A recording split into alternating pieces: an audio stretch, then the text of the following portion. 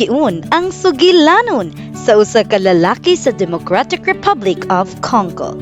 Kini ang sugilanon ni Dieudonné nga nagauluhan makalilisang nga mga mananap.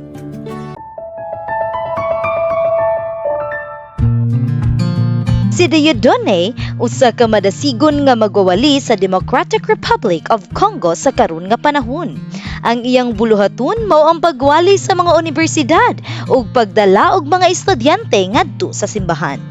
Apan kaniadto sa edad nga 68, adunay Bible workers nga niadto sa iyang balay ug nagdapit kaniya sa mga meeting sa Seventh-day Adventist Church. Sa unang gabi, nakakita siya og dagko nga banner nga adunay hulagway sa makalilisang nga mga mananap.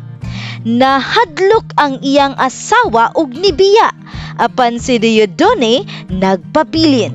Sa iyang pagpaminaw, nasayra niya nga ang mga hulagway gikan sa mga libro sa Daniel ug pinadayag. Nakakaton siya og bag-ong pagsabot sa Biblia nga wala niya masabti kaniadto. Nausab gyud ang iyang pagsabot sa dihang nabasa ang Lucas 24:1 nga nagpakita nga ang unang adlaw sa semana mao ang Domingo. Nasabtan niya nga ang ikapito nga adlaw Sabado mao ang tinuod nga adlaw igpapahulay ug nituo siya nga sundon kini.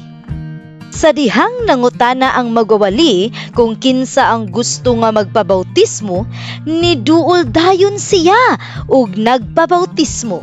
Sa ulahi, iyang gipaambit ang iyang nakatunan sa iyang asawa ug pamilya ug daghan kanila usab ang nagpabautismo sama kaniya.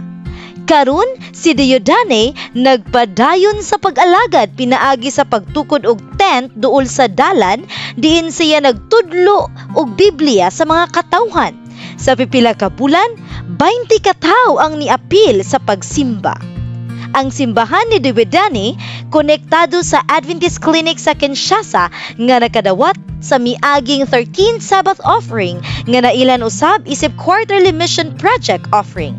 Salamat sa inyong pagsuporta sa klinika ug sa ilang simbahan pinaagi sa inyong mga pag-ampo. Ang 13th Sabbath offering karon nga quarter mutabang usab alang sa usa ka bag-ong proyekto sa Kinshasa. Usa ka umaabot nga media center nga pagabutangan sa Hope Channel, Adventist World Radio, usa ka social media evangelistic center ug usa ka call center nga magamit sa pinulungang French. Daghang salamat sa inyong madagayaong paghatag alang niining importante nga mga proyekto.